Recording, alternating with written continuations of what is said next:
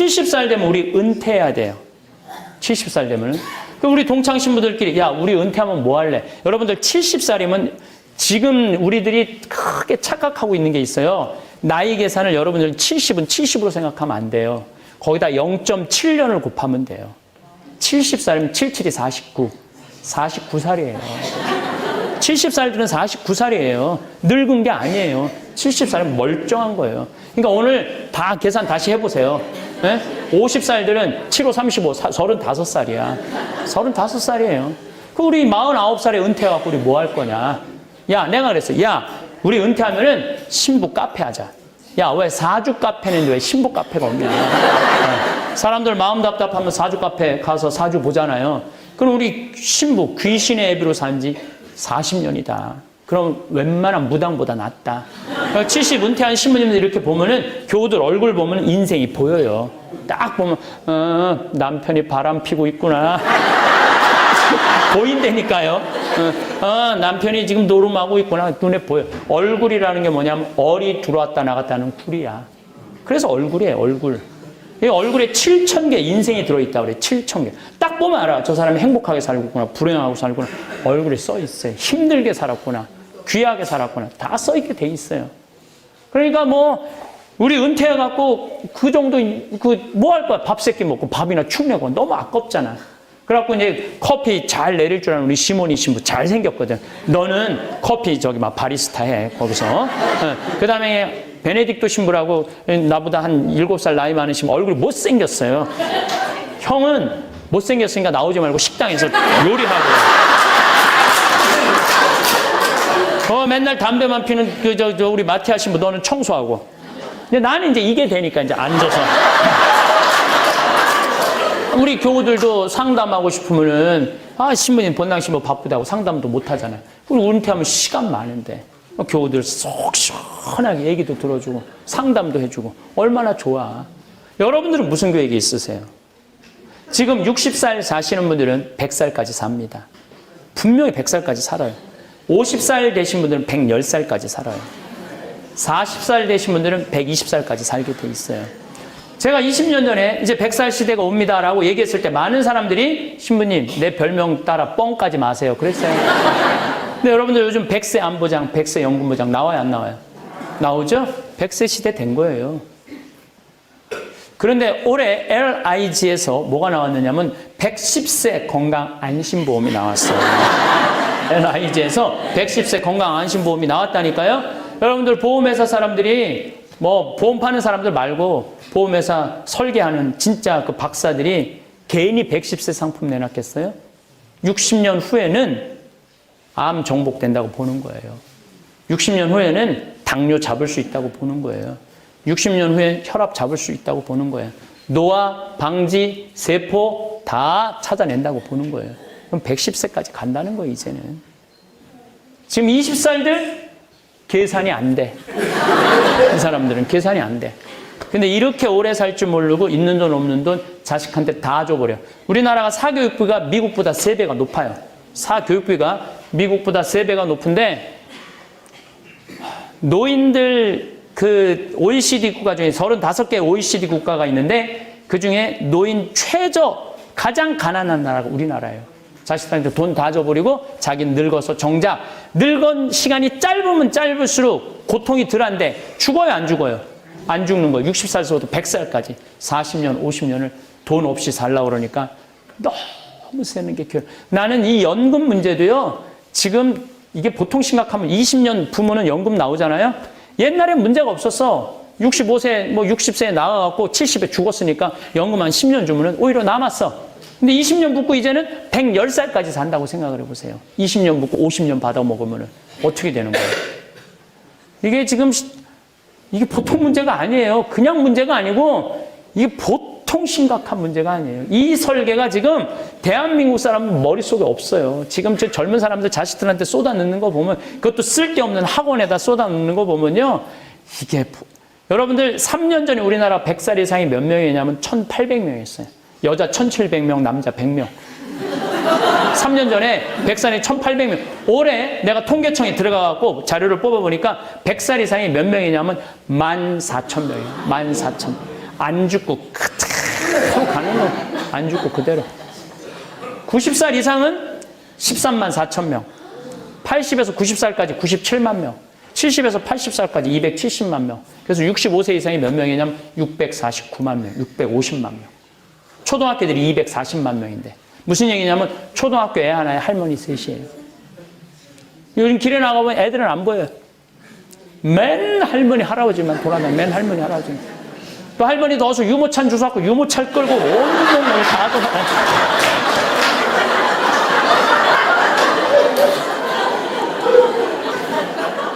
근데 여러분들 나이가 70이 넘으면 뭐가 들어오냐면 무기력증이 들어와요. 사는 게 재미가 하나도 없어요. 왜? 만나는 사람이 있어야지. 돈이 있어갖고 나가 돌아다니지. 그렇지 않겠어요? 만나는 사람도 없고. 뭐 부부가 같이 한 집에서 살아도 신혼 때나 깨가 쏟아지는 거지. 70에 무슨 깨가 쏟아져. 남편이 지나가면은 투명 인간이 지나가나 보다 이렇게 생각을 하지. 그게 무슨 남편이에요. 투명 인간이 지나가나 보다. 그러니까 하루 종일 웃을 일이 없는 거예요. 자식이, 우리 어머니가 그래요. 딸 환갑을 본다는 거예요. 환갑된 딸이 와서 놀아줄 거예요. 아들이 와서 놀아줄 거예요. 말할 것도 없고 손자들이 놀아줄 거예요. 하루 종일 집에 혼자 있는 거예요. 하루 종일 혼자 있으니까 하루 종일 한 번도 안 웃는 거예요. 하루 종일 안 웃어. 근데 누가 웃긴 얘기하면은 이게 웃긴 웃어야 되는데 어떻게 웃는지를 까먹는 거예요. 썩은 미소가 나오는 썩은 미소. 여러분들 나이 먹으면 눈두덩 쳐져요, 안 쳐져요? 눈가 쳐지고 볼 쳐지고 입가 쳐지고 머리 하얗고 이마에 쭈글쭈글하고 하루 종일 안 웃고 있으면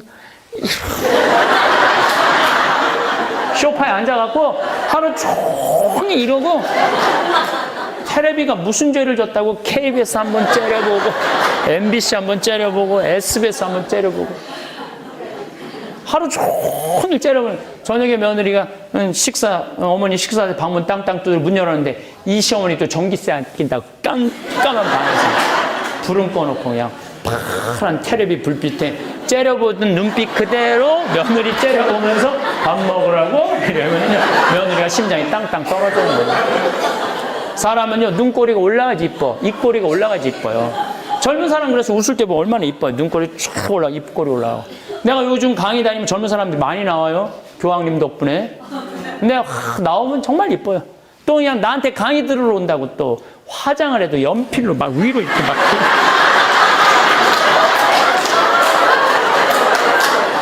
근데 할머니들은 아무리 그려도 이게 떨어져요.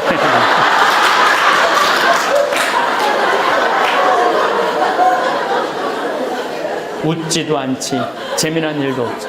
그래서 저는 나이 먹어서 해만 뜨면 집을 나가라는 거예요. 해만 뜨면 집에 있으면 안 돼요. 무조건 집을 나가야 돼. 여러분들 이렇게 여기 나이 드신 분들 1박 2일로 여기 오신 거죠? 집 나오니까 좋아요, 안 좋아요? 여러분들보다 더 좋아하는 건 집에 있는 식구들이에요.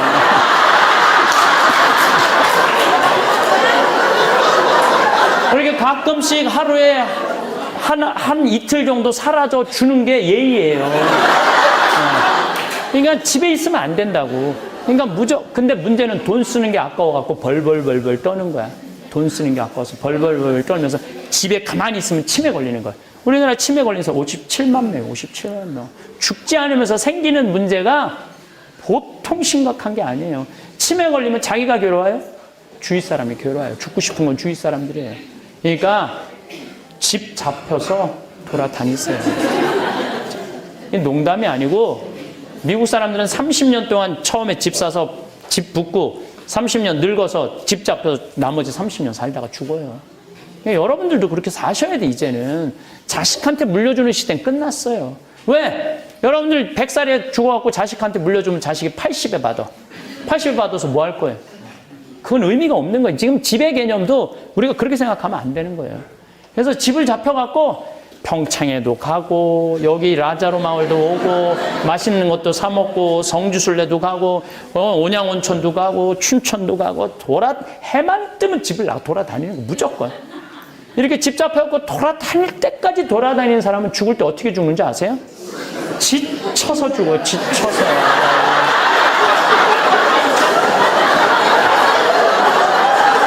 죽을 때 지쳐서 죽어야 돼. 그냥 한 90살에 도저히 힘들어서 더 이상 못 돌아다니겠다. 나 갈랜다. 그리고 죽어야 된다니까요. 하고 싶은 얘기는 너무 많은데 또 미사 있으시고, 우리 지금 성심원이라고 그 용인 수지에 수녀님들이 많은 우리 아이들 키워서 신부들 거의 5명이나 나왔어요. 성심원 그 고아원에서 이제 보육시설이라고 그러죠. 근데 그 수녀님이 딱 100살에 돌아가셨어. 100살에. 어제 돌아가셨어. 어제 그제. 그래서 그 수녀님 100살 우리가 미사 해드렸거든요. 우리 신부들이 모여갖고. 또 그 수녀님이 또 텔레비전에서 꼭 나만 나오는 걸 보신다고 그래갖고 내가 수녀님 100세 백수 그 미사 때 내가 강론을 했어요. 수녀님 꼭 안아드렸는데, 그리고 한 2달 있고 이제 돌아가신 거예요. 그러니까 그 수녀님은 끝까지 정신을 놓지 않고 그리고 하시다가 아주 곱게, 그때도 그 수녀님도 정말 이뻐. 정말 이쁘게 생겼어요.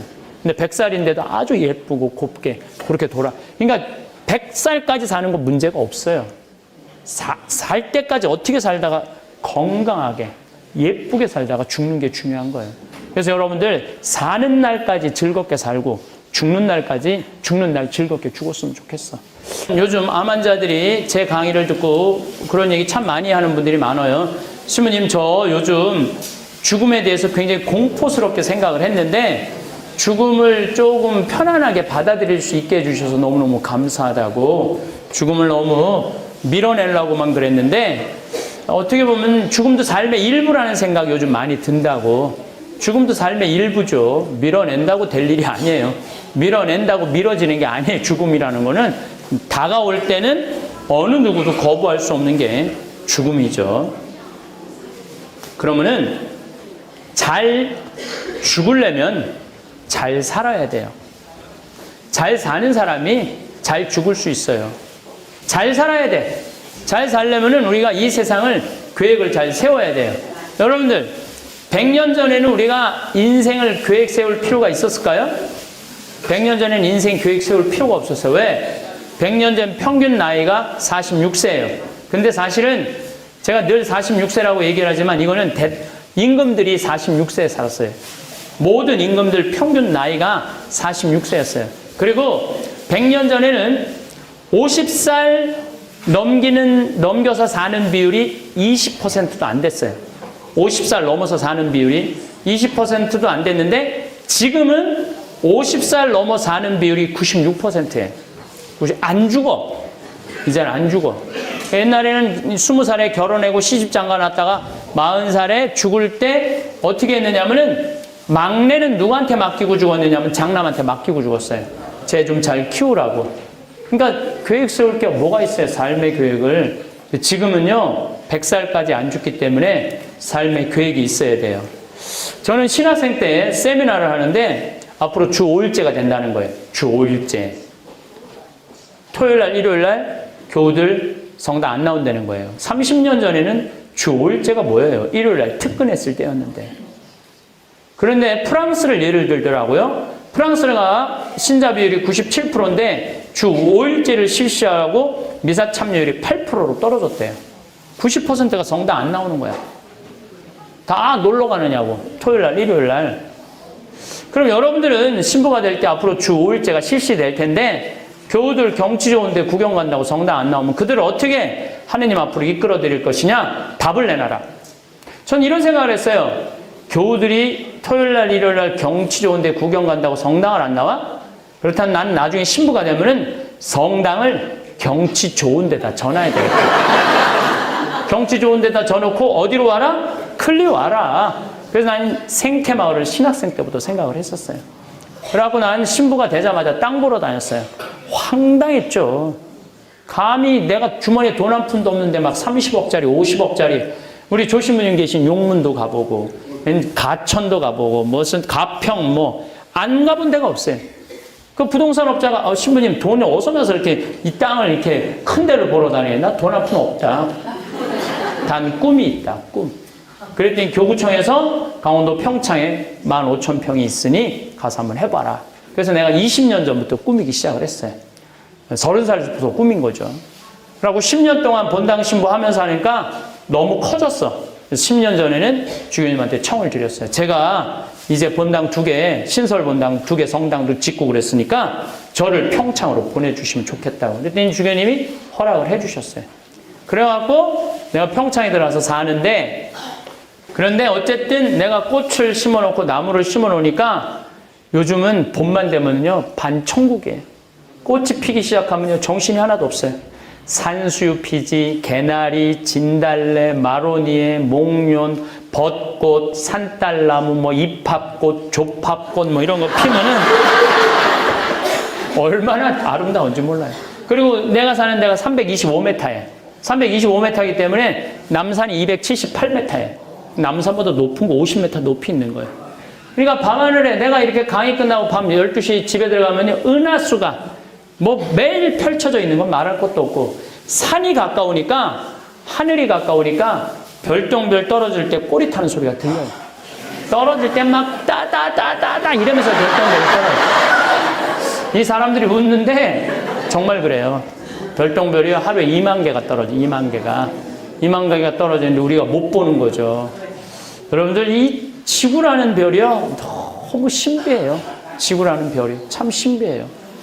그렇게 훌쩍 내 나이가 50살이 됐어요. 그러니까 내 젊음을 평창에다가 생태마을로 다 불살른 거예요. 그랬더니 4년 전에 주교님이 교구청에 들어오라고 해서 들어갔더니, 황 신부님, 강원도 평창 생태마을 15,000평 꾸민 경험을 가지고 여주의 땅이 15만 8천 평이 있다는 거예요. 그걸 제2 생태마을로 꾸미라는 거예요. 그래서 내가 이제 여주 군청에 들어가고 허가를 받아보니까 19번 신청을 넣었는데 19번 다 허가가 캔슬이 됐어. 퇴짜를 맞은 거야. 그래갖고 담당 공무원한테 물어봤죠. 이거 어떻게 된 거냐? 왜 허가가 안 나오냐? 자기네들은 죽었다 깨어나도 허가를 할 수가 없대. 왜 그러냐? 그러니까 여기는 팔당 그 한강 수질 대책지구이기 때문에 절대 그렇게 큰 건물을 허가를 해줄 수가 없다는 거예요. 그럼 어떻게 하면 허가를 취할 수 있냐니까 일단은 국회에 가서 해결을 해야 된다는 거예요. 우리 전재희 그 국회의원님도 계셨지만은 해야 된다는 거예요. 그래서 쫓아갔죠, 여의도에. 여의도에 쫓아 올라가갖고 그 이제 우리 지역구 국회의원을 만났어요. 예. 그래서 그 얘기를 듣더니 심히 거기는 안 되는 데입니다. 그러더라고요. 내가 안 되니까 여기 왔지. 왜 되는 거 왜 왔겠냐. 안 되니까 왔지. 되니까 왜 왔겠냐. 나 요즘 뭐 건물 뭐 전부 다 먹고 노는 것만 하는데 나는 여기에 국민들이 쉴 수 있는 정신적인 휴양 공간을 하고 싶다. 평창에만 해도 5만 명이 오는데 여기는 10만 명이 온다. 프랑스의 떼제라는 곳은 일주일에 3천 명씩 온다. 그래서 사람들이 거기서 정신적인 리트리트가 된다. 예? 레크레이션이 된다. 우리는 그런 공간이 너무 없다. 거기 아주 교통 요지도 좋은데 해줬으면 좋겠다. 제가 이렇게 얘기를 했어요. 그랬더니 그분이 마침 또 우리 천주교 신자들 착하잖아요. 신부가 막 소리 지르면 일단 뭐 국회의원이라도 일단은 뭐 들어주려고 그러잖아요. 아, 신부님 그럼 한번 그 해당 군수님하고 얘기를 해보겠다고. 일주일에 연락이 왔어요. 아, 신부님 우리들이 거기에 후원해주기로 적극 지지해주기로 지원해주기로 결정을 했다는 거예요. 그걸로 끝나는 게 아니에요. 이제 그 다음 기관은 이제 경기도청이 이제 허가 기관이에요. 근데 마침 내가 경기도에 강의 갈 일이 있었어요. 거기 경기도 지역 국회의원들하고 기관장들하고 도지사 뭐 시장들한테 강의를 하는데 나는 뭐 그걸 몰랐는데 강의가 끝났는데 조찬 강의가 끝났는데 그 도지사님이 그런 얘기를 하더라고요. 신부님 자기가 3년 동안 있으면서 조찬 강의에 끝날 때까지 한 명도 안 일어나는 게 신부님이 처음이라는 거예요. 내노라는 강사들을 다 불러댔는데 다 중간에 가드는 신부님은 끝까지 앉아있더라는 거야. 신부님 너무너무 감사하다는 거예요. 우리한테 이렇게 좋은 말 해줘서. 신부님 필요한 거 있으면 다 해주겠다고. 나 필요한 거 있다. 나 여주에 생태마을 하는데 그거 좀 허가 좀 받게 해달라. 그랬더니 지원해주겠다고. 경기도청이 한순간에 끝났어. 나는 이제 그러면 끝나는 줄 알았더니 그거보다 더 어려운 데가 하나 있더라고. 한강유역관리청. 아무리 허가가 나도 거기서 노하면 안 되는 거예요. 그래서 이제 찾아갔죠. 찾아갔더니 여자야 또 판시관이. 5급 공무원인가 그런데 여자야 여자.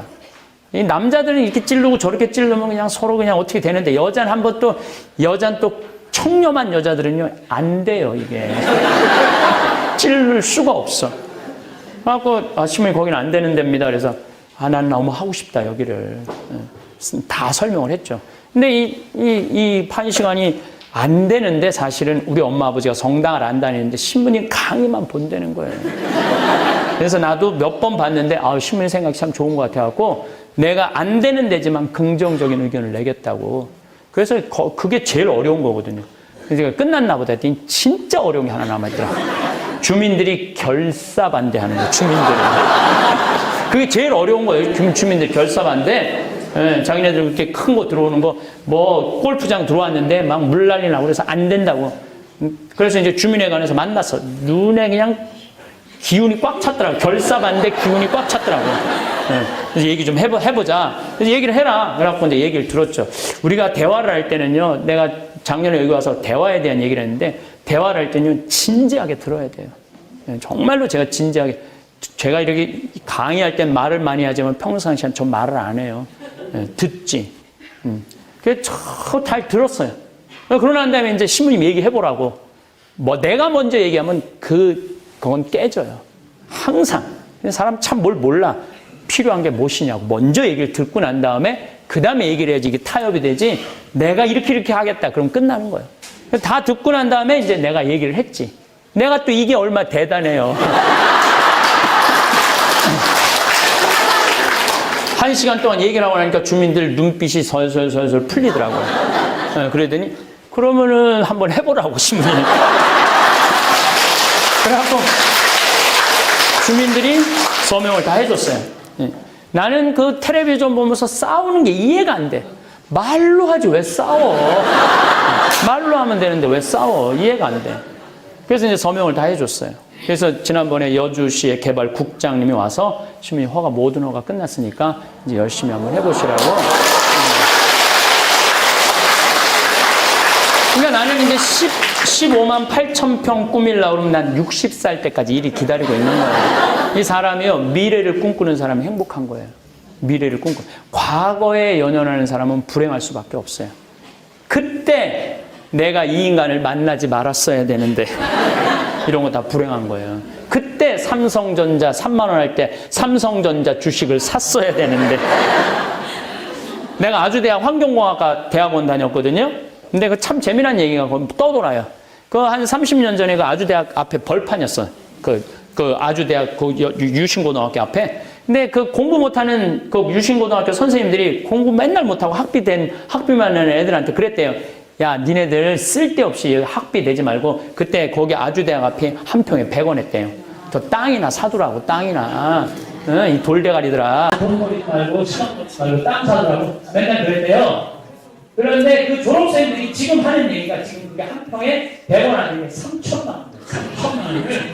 그때 이 돌대가리들이 지금 한다는 소리가 그때 담임 선생님 말을 들을 걸.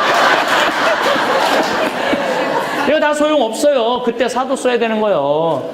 과거에 매달리는 사람은요, 불행할 수밖에 없어요. 미래를 꿈꾸는 사람이 행복한 거예요. 난 60살까지 일이 기다리고 있으니 얼마나 행복해요. 우리 생태마을은 정말 짱짱한데요. 올해도 매출액이 한 40억 정도 되니까 뭐 웬만한 본당보다 낫죠.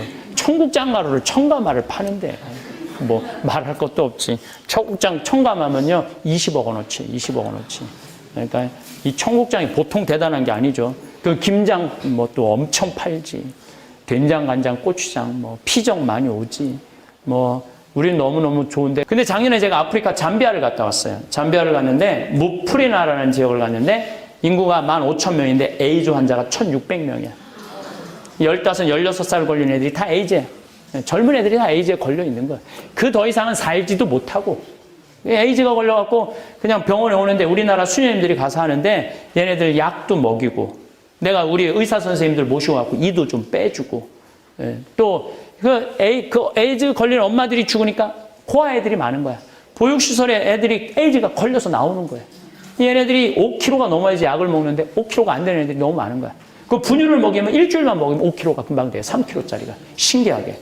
그래서 이제 거기 분유도 갖다 주고 또 학교를 못 다니는 애들 한 700명 돼요. 수녀님들이 얘네들을 모아서 학교를 운영하는데 돈이 없으니까 책값 12명이 책 한 권을 가지고 공부를 하는 거예요. 여러분들 공부가 돼요? 12명이 앉아고 책 한 권? 그러니까 3부제 수업을 하는 거야. 4명이 앉아서 하나 보려고. 그래서 책 다 사갖고 둘이 하나 볼 수 있도록 해주고. 그렇게 다 해줬는데 이제 이 자카란다는 농장을 갔는데 농장이 80만 평이야. 근데 수녀님이 2만 평밖에 못 꾸미는 거예요. 80만 평, 2만 평밖에. 그래서 수녀님한테 내가 수녀님 이거 80만 평 다 하면은 학교, 병원, 보육시설 운영 잘할 텐데 왜 2만 평밖에 못 꾸미느냐? 그랬더니 수녀님이 핸드는 소리가 시면 우린 포크레인도 없고 트랙터도 없고 경운기도 없어요. 여러분들 맨손으로 농사 지면은요 한 사람이 1000평 이상 못 져요. 서울 사람들이 괜히 뭐 4,000평 땅 사. 우리 생태학교에 내가 학생들 운영할 때 왜 학교에 입학했냐? 땅이 4,000평인데 농사 지려고 왔대. 그래서 이제 한 달 이제 3월달 씨 내고 거름 주면은 한 달 후에 내가 물어봐요. 얼마 정도 할 수 있느냐고 한 달 해보니까 한 1,000평 정도 할 수 있을 것 같아. 3,000평이 날라가 버려요. 한 달 일을 해보고 여름 지나고 6월달에 내가 물어봐요. 얼마 정도 할 수 있느냐니까 한 10평 정도 할 수 있어요. 사람이 농사 짓는 게 굉장히 힘들거든요. 포크레인 트랙터 경운기 없으니까 2만 평밖에 못 하는 거야. 얼마면 되겠냐? 그러니까 2억이면 되겠대. 걱정하지 말아라. 내가 2억 한국에 가서 만들어서 보내주겠다. 내가 또 뻥이 또 엄청 세거든. 내가 신학교 다닐 때 별명이 황뻥이었어. 황뻥. 근데 한국에 돌아와갖고 내가 강의 때 몇 번 얘기했어요. 여러분들 어려운 이웃 도와주는 거 내가 10,000원, 20,000원 도와주는 거 갖고 어려운 이웃 도와줬다고 말하지 말아라. 적어도 내 재산이 5억이라면 5천은 도와야 된다. 내 재산의 10분의 1은 내 거 아니다. 그건 하느님 건데 하느님이 못 받아먹고 가난한 이웃이 받아먹는 거다. 근데 나는 5천만 원 필요 없다. 그저 1,000만 원씩 20명만 나를 도와주면은 내가 정말 아프리카에서 멋있는 일을 할 수 있을 것 같다. 이렇게 얘기를 했더니 절에 다니는 분들, 교회, 이건 정말 거짓말이 아니야. 절에 다니는 분, 교회 다니는 분들이 제일 먼저 돈을 보내준 거예요. 그 다음에 이제 성당 다니는 분들이 돈을 보내준 거예요. 성당 다녀. 3개월 만에 2억이 들어왔어요. 3개월 만에. 난 너무 놀랐어요. 우리나라 사람들이 이렇게 손이 큰지 너무 놀랐어요. 3개월 만에 2억이 들어왔어요. 근데 내가 2억 들어온지 모르고 계속 전화를 하는 거야. 돈 보내주겠다고. 그래서 내가 전화 받아갖고 이제 2억이 들어왔으니까 그만 보내셔도 된다고 이렇게 말을 할 수가 있어야지 돈을 보내준다는데. 계속 받았지. 계속 받았더니 어제 이제 전주에 갔는데도 누가 1,000만 원을 또 줬어. 그러니까 어제까지 해서 7억이 딱 들어왔어. 7억 어제까지 해서.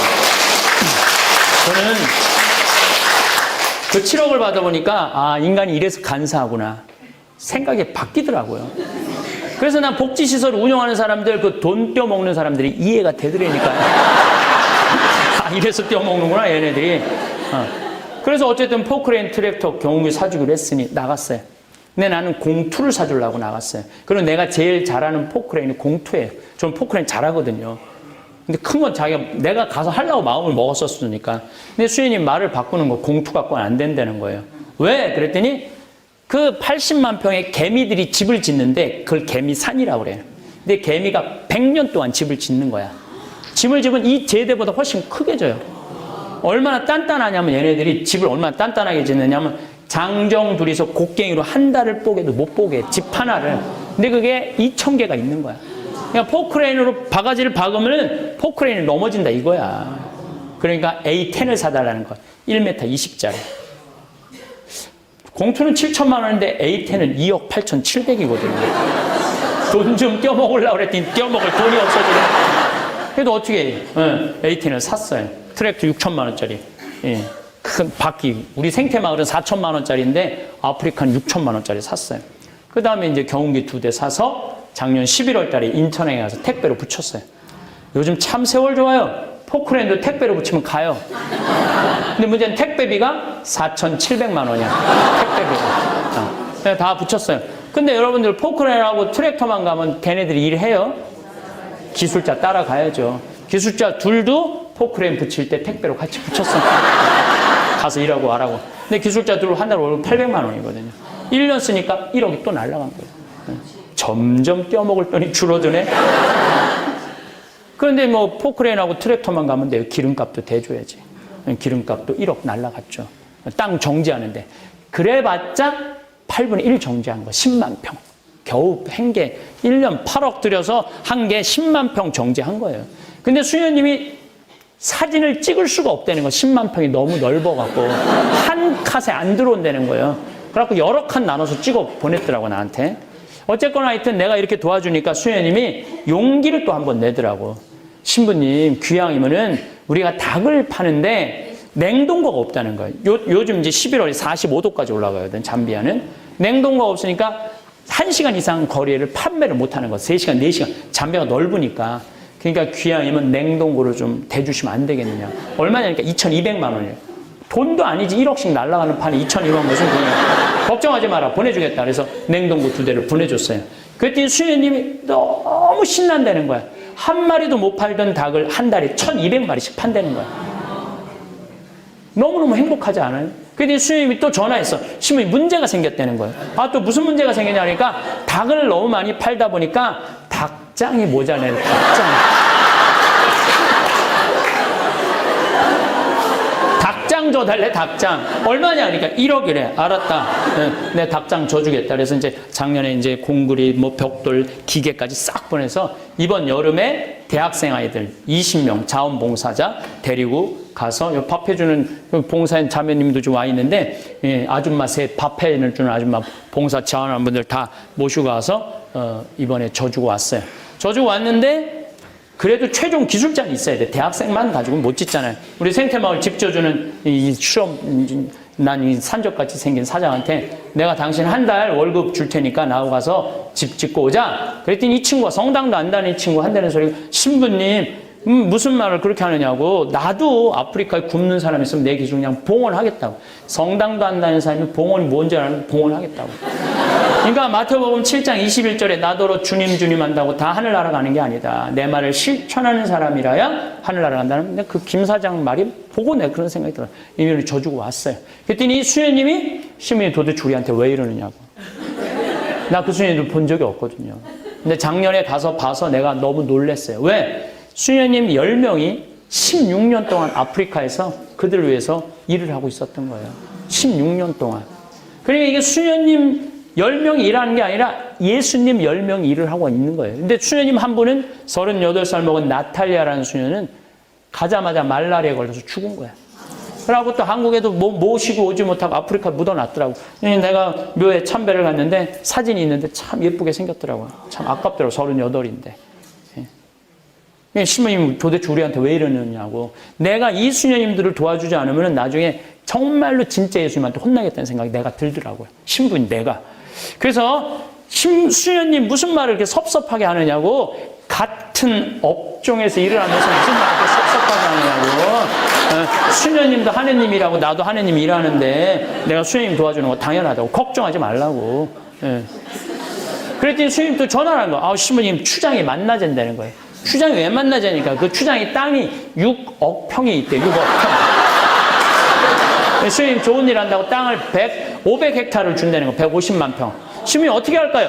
수녀님 일단 받아두라고. 그랬더니 그 창설자 수녀님 날 찾아왔어요. 독일 수녀님인데 신부님 귀향 시작을 했으니 마감까지 해달라고. 근데 해주겠다고 그랬어요. 그러니까 그 80만 평 완성하려면 나는 70살까지 일이 기다리는 거예요. 나는 지금 1년에 2번 아프리카를 가요. 잠비아를 가서 지금 농장을 꾸며줘. 이번 11월 달에 이제 처음으로 10만 평에다가 옥수수를 파종을 이제 처음으로 하는 거예요. 농장 꼴이 나오는 거죠. 너무 그 생각만 하면 기분이 좋아요. 오죽하면 꿈을 다 꿨겠어요. 벌써 자랐어, 보리가. 아직 뿌리지도 않았는데 꿈에 벌써 자랐어. 미래를 꿈꾸는 사람 행복해요. 여러분들 내가 도와줄 때 여러분들 요즘 먹고 살기 힘들죠? 예, 힘드니까 무리는 하지 말고 좀 땅 있는 분들, 집 한 2채 있는 분들 파세요. 저는 제가 이렇게 요즘 저는 제 CD 판 거를 아예 잠비아에 다 묶어버렸어요. 그래서 책 CD 판 거를 지금 잠비아에 보는 게 한 5천만 원 정도 돼요. 제 개인적인 봉헌이 5천만 원 정도 되는데 전 너무 행복해요. 그 잠비아를 생각하면 기분이 너무 좋아요. 그래서 이번에 이제 책 한 권을 또 낼 건데 그건 아예 거기다 묶어버릴까 지금 생각 중이에요. 그래서 귀향 밀어줄 때는요 어설프게 밀어주면 그거 도와주는 게 아니야. 그래서 지금까지 거기 들어간 돈이 한 8억 되는데 30억까지는 거기다 쏟아 넣어야지 농장 꼴이 갖춰질 것 같아요. 근데 전 기뻐요. 죽을 때 내가 그 잠비아 생각하면서 웃으면서 죽을 수 있을 것 같아갖고. 이제 몇 년만 더 하면 돼. 여기 있는 분들 한 47분이라니까 조금 있으면 다 죽어요. 이번 정도. 몇 년만 하면 이게 하늘나라에 보아 쌓는 일이니까 이 슬기로운 처녀처럼. 세월이 흘러 머리에 흰 눈이 내리고 손등에 세월의 흔적이 새겨지는 이 시간이 되어서야 비로소 우리는 진정한 삶의 의미를 깨닫게 됩니다. 젊은 날에는 보이지 않았던 것들이 이제는 선명하게 보이고 들리지 않았던 소리들이 이제는 귀에 또렷하게 들려옵니다. 마치 안개가 걷힌 후 펼쳐지는 아름다운 풍경처럼 오랜 세월을 살아오며 쌓인 경험과 깨달음이 우리 앞에 펼쳐지는 것입니다. 돌이켜보면 젊은 시절의 우리는 참 바빴습니다. 무언가를 이루어야 한다는 조급함에 쫓겨 앞만 보고 달려왔습니다. 더 높은 곳으로, 더 빠르게, 더 많이 가져야 한다는 생각에 사로잡혀 정작 발밑의 꽃들을 보지 못했습니다. 아침 햇살이 창문으로 스며드는 순간의 아름다움도, 가족이 함께 둘러앉아 나누는 저녁 식사의 따뜻함도, 친구와 나누는 진솔한 대화의 소중함도 그때는 당연한 것으로 여겼습니다. 하지만 이제는 다릅니다. 긴 인생의 여정을 걸어오면서 우리는 진짜 소중한 것이 무엇인지를 알게 되었습니다. 그것은 화려한 성공이나 남들이 부러워하는 지위가 아니었습니다. 오히려 평범해 보이는 일상 속에서 찾을 수 있는 작은 행복들이었습니다. 손자의 제잘거리는 목소리, 오랜 친구와 나누는 한 잔의 여유, 건강한 몸으로 맞이하는 새로운 아침의 고마움이었습니다. 이런 깨달음이 오는 것은 우연이 아닙니다. 수많은 희로애락을 겪으며 우리의 마음이 단련되었기 때문입니다. 기쁨의 순간들을 통해서는 감사하는 마음을, 슬픔의 시간들을 통해서는 위로하는 마음을, 분노의 경험들을 통해서는 용서하는 마음을, 두려움의 순간들을 통해서는 용기를 내는 마음을 배웠습니다. 젊은 시절에는 이해할 수 없었던 부모님의 말씀들이 이제는 가슴 깊이 와 닿는 것도 바로 이런 경험들이 쌓였기 때문입니다. 특히 어려운 시기를 견뎌낸 경험은 우리에게 특별한 힘을 주었습니다. 병으로 고생했던 시간, 사랑하는 사람을 떠나보내야 했던 아픔, 경제적으로 어려웠던 날들, 자녀들 때문에 걱정이 많았던 순간들, 그때는 견디기 힘들었지만 지나고 보니 그 모든 경험들이 우리를 더욱 깊이 있는 사람으로 만들어 주었습니다. 아픔을 겪어본 사람만이 다른 사람의 아픔을 진정으로 이해할 수 있고, 어려움을 극복해본 사람만이 절망에 빠진 이에게 진심 어린 위로를 건넬 수 있습니다. 그래서 지금 이 시기는 인생에서 가장 지혜로운 때라고 할 수 있습니다. 세상을 바라보는 눈이 맑아졌고 사람을 대하는 마음이 넓어졌습니다. 작은 일에 크게 화내지도 않고 남과 비교하며 괴로워하지도 않습니다. 대신 지금 가진 것들에 감사하며 주변 사람들과 따뜻한 관계를 맺으며 살아갑니다. 이런 마음의 평화는 젊은 시절 아무리 노력해도 얻을 수 없었던 소중한 선물입니다. 더 나아가 이제는 다른 사람들에게 도움이 되고 싶은 마음도 생겼습니다. 젊은 세대들이 우리가 겪었던 시행착오를 되풀이하지 않기를 바라는 마음, 힘들어하는 이웃에게 작은 도움이라도 주고 싶은 마음, 가족들에게 따뜻한 사랑을 전하고 싶은 마음이 더욱 간절해졌습니다. 이런 마음이야말로 오랜 세월을 살아오며 얻은 가장 아름다운 열매가 아닐까요? 물론 나이가 들면서 생기는 어려움들도 있습니다. 몸이 예전 같지 않고 기억력도 조금씩 떨어지고 새로운 것을 배우기도 쉽지 않습니다. 하지만 이런 변화들마저도 우리에게는 소중한 가르침을 줍니다. 완벽하지 않아도 괜찮다는 것, 느려도 괜찮다는 것, 모든 것을 다 알 필요는 없다는 것을 배우게 됩니다. 이런 깨달음은 젊은 시절의 조급함과 완벽주의에서 벗어나 더욱 여유롭고 자연스러운 삶을 살 수 있게 해줍니다. 결국 지금 이 시기는 인생의 완숙기라고 할 수 있습니다. 포도가 오랜 시간을 거쳐 단맛을 내듯이 우리의 삶도 긴 세월을 거치며 깊고 진한 맛을 내게 되었습니다. 이제는 남들의 시선을 의식하며 살 필요도 없고 무언가를 증명하려고 애쓸 필요도 없습니다. 그저 있는 그대로의 자신을 사랑하며 주어진 하루하루를 소중히 여기며 살아가면 됩니다. 이런 마음의 자유로움과 평안함이야말로 오랜 인생 경험이 주는 가장 값진 선물이 아닐까요? 그렇다면 이제 우리가 진정으로 소중하게 여기게 된 것들은 무엇일까요? 젊은 시절 우리는 성공이라는 이름으로 많은 것들을 쫓았습니다. 더 집, 더 비싼 차, 더 높은 지위, 더 많은 돈. 그때는 이런 것들이 행복을 가져다 줄 것이라고 믿었습니다. 남들보다 앞서 나가야 한다는 생각에 밤잠을 설쳐가며 일했고 가족과 함께할 시간도 뒤로 미루며 달려왔습니다. 하지만 세월이 흐르고 나니 깨닫게 되었습니다. 그토록 애써 모은 재산도 그토록 열심히 쌓아올린 명예도 정작 진정한 행복을 주지는 못한다는 것을 말입니다. 물론 경제적인 여유는 분명 필요합니다. 걱정 없이 살 수 있을 만큼의 돈이 있어야 마음도 편하고 가족들에게도 부담을 주지 않을 수 있습니다. 하지만 그 이상의 부와 명예는 오히려 우리를 더 바쁘게 만들고 더 많은 걱정을 안겨주기도 했습니다. 대신 우리가 발견한 진짜 보물은 사람과의 관계였습니다. 아침에 눈을 뜨면 옆에서 잠들어 있는 배우자의 고른 숨소리, 전화기 너머로 들려오는 자녀들의 안부 인사, 오랜만에 만난 친구와 나누는 허심탄회한 대화. 이런 것들이야말로 돈으로는 살 수 없는 진정한 재산이었습니다. 혼자서는 아무리 많은 것을 가져도 외롭고 허전하지만 사랑하는 사람들과 함께라면 작은 것 하나도 큰 기쁨이 됩니다. 특히 손자, 손녀들과 보내는 시간은 그 어떤 즐거움과도 바꿀 수 없는 소중한 순간들입니다. 아이들의 천진난만한 웃음소리, 할머니, 할아버지를 향한 순수한 사랑, 함께 놀면서 보여주는 깜찍한 모습들, 이런 것들을 보고 있으면 저절로 미소가 지어지고 가슴이 따뜻해집니다. 젊은 시절 바쁘다는 핑계로 놓쳤던 자녀들과의 시간에 대한 아쉬움도 손자, 손녀들과 함께하는 이 소중한 시간들로 어느 정도 달래집니다. 또한 이웃과의 정도 예전보다 훨씬 소중하게 느껴집니다.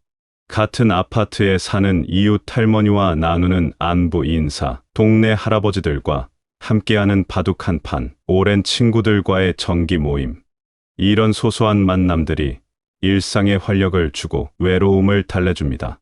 젊을 때는 너무 바빠서 이웃과 인사도 제대로 나누지 못했는데 이제는 서로의 안부를 챙기고 어려움이 있을 때 도움을 주고받는 따뜻한 관계를 맺고 있습니다. 그리고 무엇보다 평범한 일상 속에서 찾는 작은 행복들이 얼마나 소중한지를 깨닫게 되었습니다. 아침에 일어나 창문을 열고 맞이하는 신선한 공기, 정성스럽게 준비한 아침 식사를 가족과 함께 나누는 시간, 산책하며 바라보는 계절의 변화, 좋아하는 책을 읽으며 보내는 여유로운 오후. 이런 평범해 보이는 순간들이야말로 진정한 행복의 원천이었습니다. 젊은 시절에는 이런 것들을 당연하게 여겼습니다. 건강한 몸, 따뜻한 가정, 평화로운 일상이 얼마나 소중한 것인지 몰랐습니다. 하지만 이제는 매일 아침 눈을 뜰 수 있다는 것만으로도 감사하고 사랑하는 가족들이 모두 건강하다는 소식을 들을 때마다 마음이 벅차오릅니다. 이런 감사하는 마음이야말로 진정한 부자가 되는 비결이 아닐까요? 또한 자연과 함께하는 시간의 소중함도 새롭게 발견하게 되었습니다. 동네 공원을 거닐며 바라보는 나무들의 푸른 잎사귀, 베란다에서 키우는 작은 화분들, 창밖으로 보이는 하늘의 구름들, 자연의 아름다움 앞에서 느끼는 평안함과 위로는 그 어떤 값비싼 오락거리보다도 마음을 풍요롭게 해줍니다. 젊은 시절에는 바쁘다는 핑계로 자연을 제대로 보지 못했는데 이제는 계절의 변화 하나하나가 모두 소중한 선물처럼 느껴집니다. 이렇게 물질적인 풍요보다는 관계의 풍요로움과 일상의 소소한 행복을 추구하게 되는 것은 나이가 들면서 자연스럽게 생기는 변화입니다.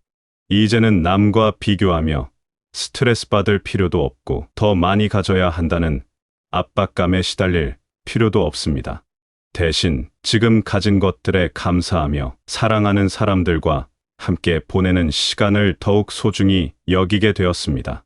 이런 마음의 변화야말로 진정한 성숙함의 표현이고 인생의 후반부가 주는 가장 아름다운 선물이라고 할 수 있습니다. 그런데 이 모든 소중한 것들을 제대로 누리기 위해서는 무엇보다 건강이 뒷받침되어야 한다는 것을 우리는 뼈저리게 느끼고 있습니다. 젊은 시절에는 건강을 공기처럼 당연한 것으로 여겼습니다. 밤늦게까지 일해도 괜찮고 무리해서 술을 마셔도 금세 회복되고 조금 아파도 며칠 지나면 저절로 나았습니다. 그때는 건강이 영원할 것이라고 착각했습니다. 하지만 세월이 흐르면서 우리 몸도 조금씩 변하기 시작했습니다. 처음에는 작은 변화들이었습니다. 계단을 올라갈 때 숨이 조금 차고 무거운 것을 들 때 허리가 조금 아프고 잠을 자도 피로가 완전히 풀리지 않고 그때도 우리는 대수롭지 않게 여겼습니다. 나이가 들면 자연스러운 일이라고 생각했습니다. 그러다가 어느 날 갑자기 큰 병을 얻거나 주변에 가까운 사람이 아파서 고생하는 모습을 보게 되었을 때 비로소 건강의 진정한 가치를 깨닫게 되었습니다. 병원에 누워서 천장만 바라보며 보낸 긴 시간들, 아픈 몸을 이끌고 병원을 오가며 느꼈던 막막함, 가족들이 걱정하는 모습을 보며 느꼈던 미안함. 그런 경험들을 통해 우리는 건강이 얼마나 소중한 것인지를 절실히 느끼게 되었습니다. 특히 아픈 경험을 한 후에는 평범한 하루가 얼마나 감사한 것인지를 새삼 깨닫게 됩니다. 아침에 눈을 떠서 아무 탈 없이 침대에서 일어날 수 있다는 것, 혼자 힘으로 화장실에 갈 수 있다는 것, 맛있게 식사를 할 수 있다는 것, 사랑하는 사람들과 함께 웃으며 대화할 수 있다는 것.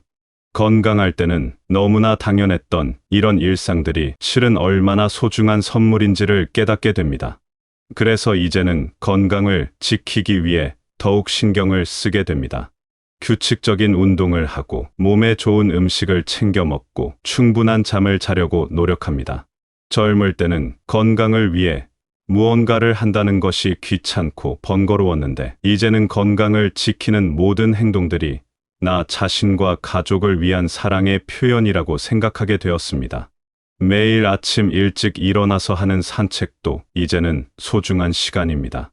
동네를 천천히 걸으며 계절의 변화를 느끼고 이웃들과 인사를 나누고 맑은 공기를 마시며 하루를 시작하는 것이 얼마나 행복한 일인지 모릅니다. 젊을 때는 운동을 해야 한다는 의무감 때문에 억지로 했다면 이제는 걸을 수 있다는 것 자체에 감사하며 즐겁게 합니다.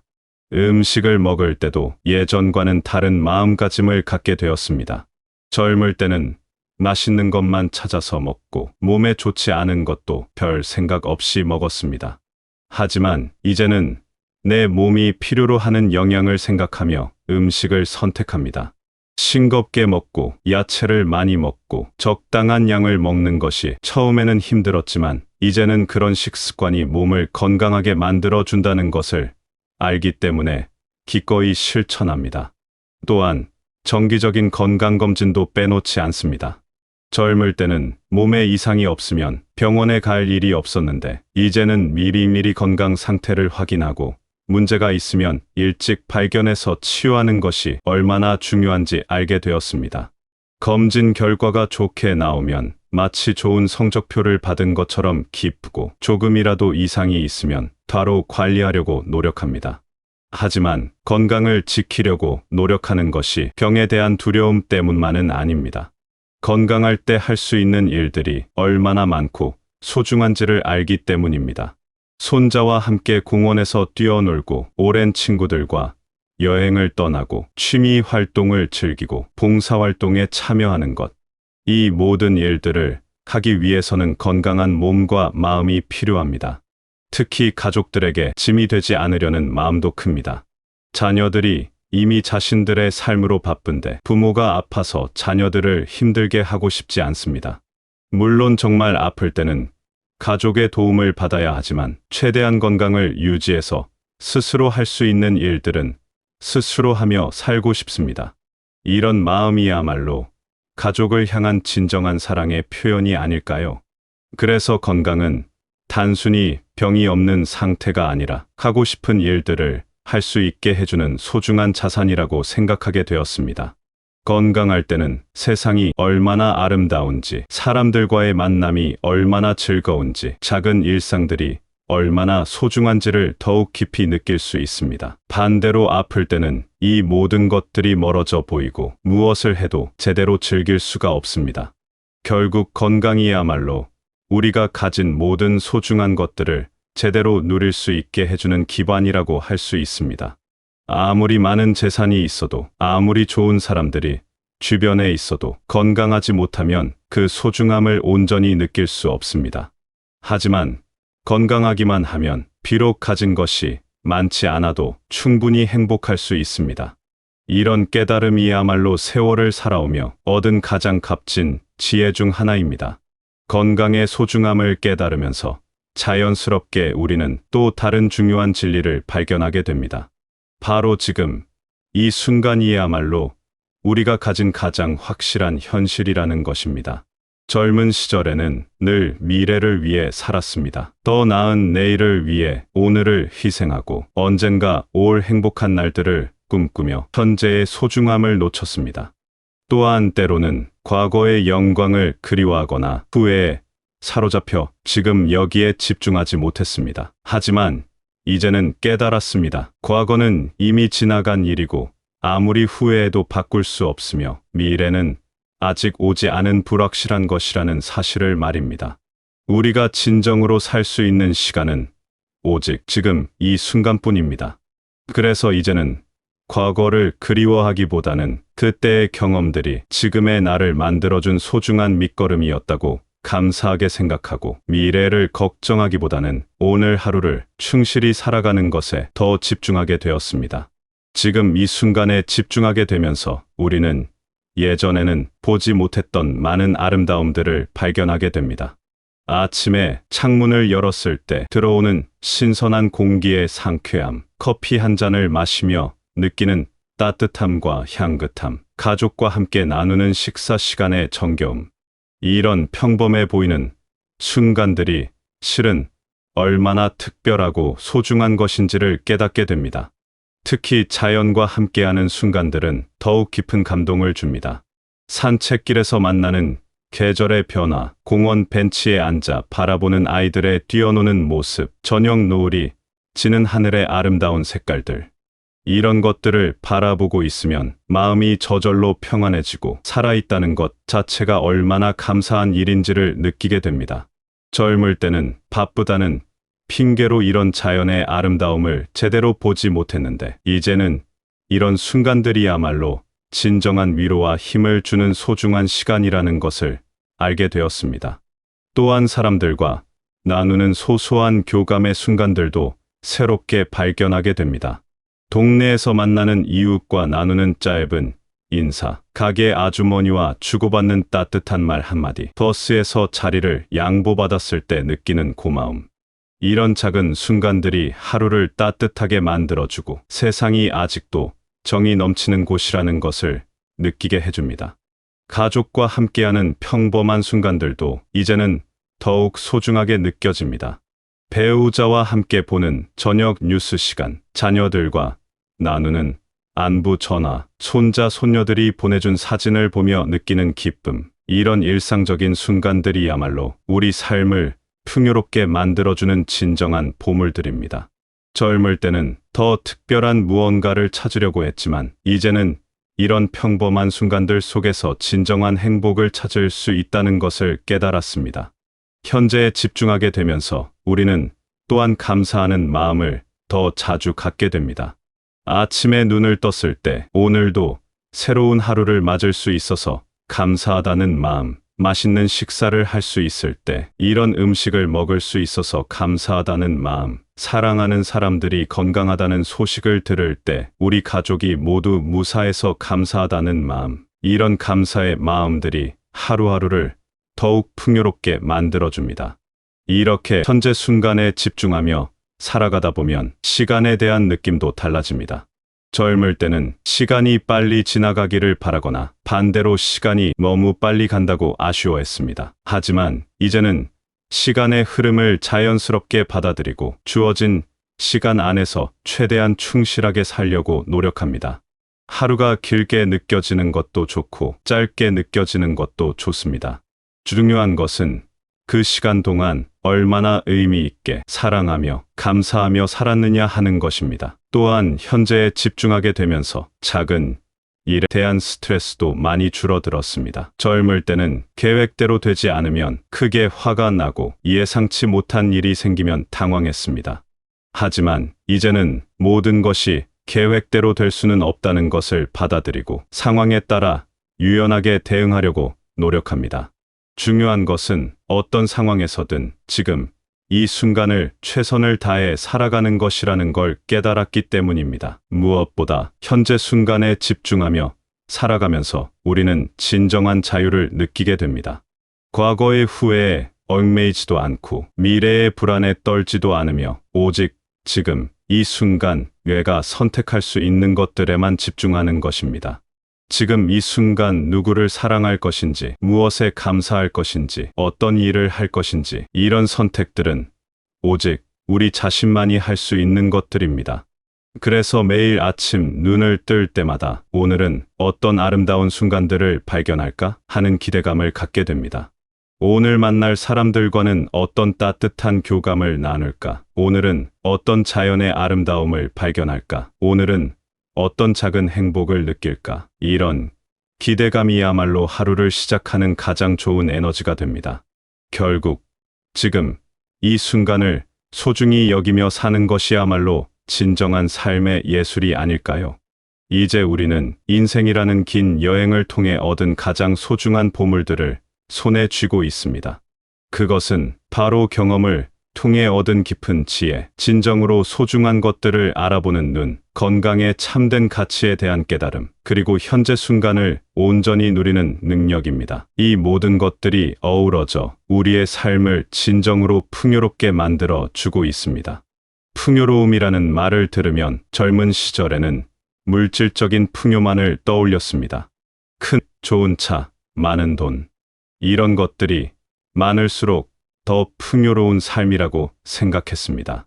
하지만 이제는 진정한 풍요로움이 무엇인지를 알게 되었습니다. 그것은 마음의 풍요로움, 관계의 풍요로움, 경험의 풍요로움입니다. 마음의 풍요로움이란 어떤 상황에서도 감사할 줄 아는 마음, 작은 것에서도 기쁨을 찾을 줄 아는 마음, 다른 사람을 이해하고 용서할 줄 아는 마음을 말합니다. 이런 마음을 가지고 있으면 비록 가진 것이 많지 않아도 충분히 행복할 수 있습니다. 반대로 아무리 많은 것을 가져도 마음이 메말라 있다면 진정한 만족을 느낄 수 없습니다. 관계의 풍요로움은 우리 주변에 있는 소중한 사람들과의 깊고 따뜻한 유대감을 의미합니다. 가족과의 사랑, 친구들과의 우정, 이웃과의 정, 그리고 새롭게 만나는 사람들과의 인연까지, 이런 관계들이 우리 삶을 얼마나 풍성하게 만들어주는지 이제는 확실히 알고 있습니다. 혼자서는 느낄 수 없는 기쁨과 위로를 이런 관계들을 통해 경험할 수 있기 때문입니다. 경험의 풍요로움은 지금까지 살아오면서 겪은 모든 일들이 우리에게 준 값진 교훈들을 말합니다. 기쁜 일들은 감사하는 마음을 키워주었고, 슬픈 일들은 다른 사람의 아픔을 이해하는 능력을 길러주었습니다. 성공의 경험은 자신감을 주었고, 실패의 경험은 겸손함을 가르쳐 주었습니다. 이 모든 경험들이 모여서 지금의 성숙한 우리를 만들어준 것입니다. 이런 풍요로움을 바탕으로 이제 우리는 다른 사람들에게도 무언가를 나누어 줄 수 있게 되었습니다.